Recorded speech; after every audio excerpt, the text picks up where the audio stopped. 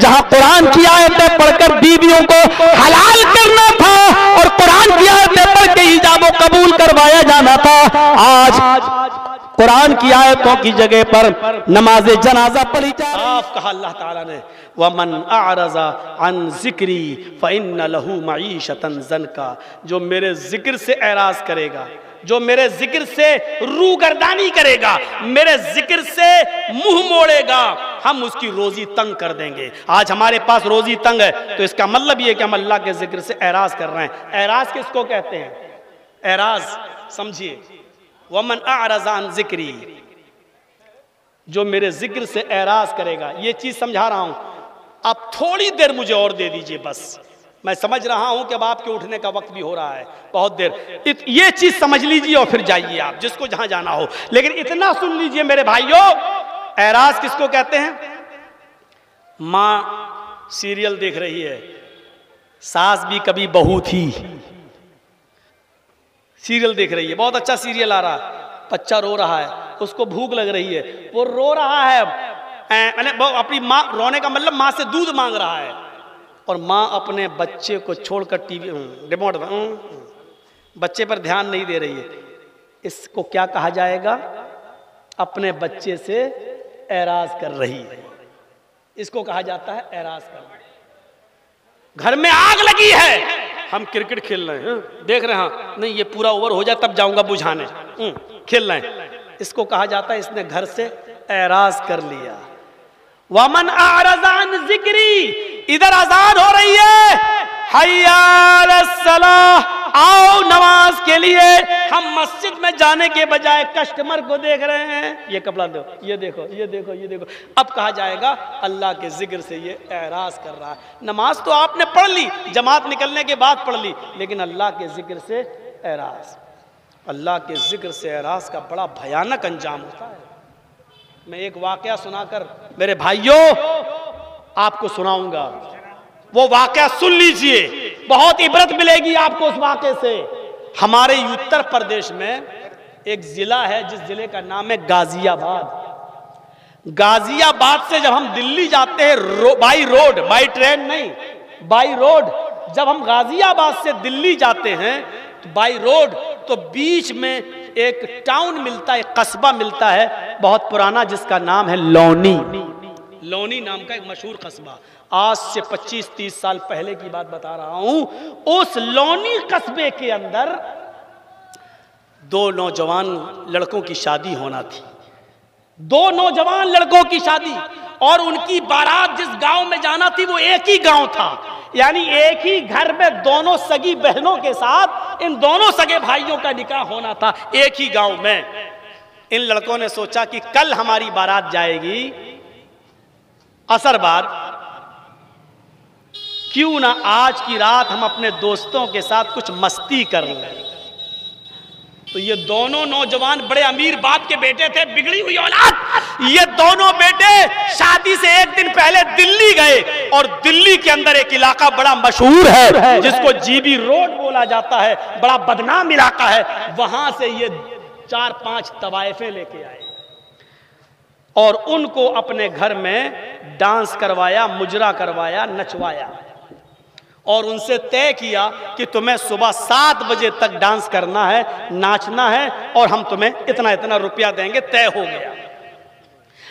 इन दोनों नौजवानों ने अपने यार दोस्तों को शराब पिलाई और तवाइफों का मुजरा देखते रहे, उनका डांस देखते रहे। पूरी रात मस्ती में गुजर रही है, इन अय्याशी में गुजर रही है, इन तवाइफों के डांस में गुजर रही है। इत्तेफाक देखिए, नाचते नाचते उन तवाइफों के पैरों की घुंघरू की आवाज अचानक रुक जाती है, इसलिए कि उन तवाइफों के कानों में आजान की आवाज आ रही है, फजर की आवाज, अजान, अल्लाहु अकबर, अल्लाहु अकबर। आप बस इधर तवज्जो दीजिएगा, अल्लाहु अकबर जैसी आवाज आई, उन तवाइफों ने एहतराम, अजान का एहतराम करते हुए डांस रोक दिया। अजान हो जाएगी तब हम नाचेंगे, चलो। इन दोनों लड़कों ने कहा कि तुम रुक क्यों गई हो, डांस करो। उन तवाइफों ने कहा अजान हो रही है, हम लोग अजान के वक्त कोई भी गलत काम नहीं करते हैं। अजान के एहतराम में हम रुक गए हैं। 5 मिनट की तो बात है, अजान के बाद हम डांस को शुरू कर देंगे। इन दोनों नौजवानों ने कहा अजान तो दिन भर में 5 बार होती है। वो तो होती है, वो अपना काम कर रहा, तुम अपना काम करो। अगर तुम नहीं नाचोगी तो हम तुम्हें पैसा नहीं देंगे। 7 बजे तक का वादा हुआ था, तुम्हें डांस करना है। अजान की फिक्र मत करो, वो अपना काम कर रहा, तुम अपना काम करो। इन तवाइफों ने सोचा कि अगर मैं रुक गई तो हो सकता है कि पूरी रात की मेहनत ये हमारी मार ले और सुबह होके हमको खाली हाथ वापस कर दे। छोड़ दिया, अजान के परवाह नहीं की और फिर ये नाचने लगी। तवाइफों के दिलों में तो इतना एहतराम था अजान का, कम से कम उनके कदम तो थर्रा गए, रुक गए। लेकिन इन दोनों जवानों ने अपनी हरकत से बाज नहीं आए और ये नचवाने पर मजबूर हुए। तवाइफे नाचकर 7 बजे अपना डांस खत्म कर देती हैं। उनको उनके मुआहदे के मुताबिक पेमेंट दे दिया जाता है। वादा ये था कि हम ही लेके जाएंगे, हम छोड़ने भी जाएंगे। अब 8 बजे ये दोनों नौजवान उन तवाइफों को छोड़ने के लिए उनके कोठे पे जा रहे हैं, दिल्ली की तरफ जा रहे हैं। लोनी से जैसे ही आगे जा रहे हैं, तवाइफों की गाड़ी आगे चल रही है, पीछे पीछे दोनों नौजवानों की गाड़ी चल रही है। सर्दियों के दिन थे, कोहरा छाया हुआ था। सामने से ट्रक आ रहा था। ट्रक का ड्राइवर शराब के नशे में चूर था। ट्रक के ड्राइवर ने इन दोनों नौजवानों की गाड़ी से ऐसी टक्कर मारी कि गाड़ी के परखच्चे उड़ गए। दोनों की दोनों नौजवान कुचल गए और जब बॉडी देखी गई तो पहचान में नहीं आ रहा था कि छोटा भाई कौन है, बड़ा भाई कौन है। उनकी लाशें पहचानने में नहीं आ रही थी। पुलिस ने अपनी कस्टडी में ले लिया और फौरन 1 ही घंटे में पोस्टमार्टम करके उसके गांव में पहुंचा दिया। ऐलान कर दिया गया असर की नमाज के बाद इन दोनों नौजवानों की मिट्टी होगी। हालात किस तरीके से करवट बदलते हैं। आज ही का दिन है, असर के बाद इन लोगों की बारात जाना थी लड़की के गांव में। दोनों लड़कियों के गांव में इनकी बारात जाना थी, लेकिन अब असर के बाद बारात नहीं जा रही है। असर के बाद इन दोनों नौजवानों का जनाजा जा रहा है। हालात कैसे बदलते हैं। असर के बाद बीवी की तरफ से, लड़की वालों की तरफ से मिले हुए कपड़े इनको पहनना थे, इनके सरों पर सेहरा बनना था। लेकिन अब लड़की वालों की तरफ से असर के बाद कपड़े नहीं पहनना है। इनको इनके माँ बाप की तरफ से दिया हुआ कफन पहनाया जा रहा है।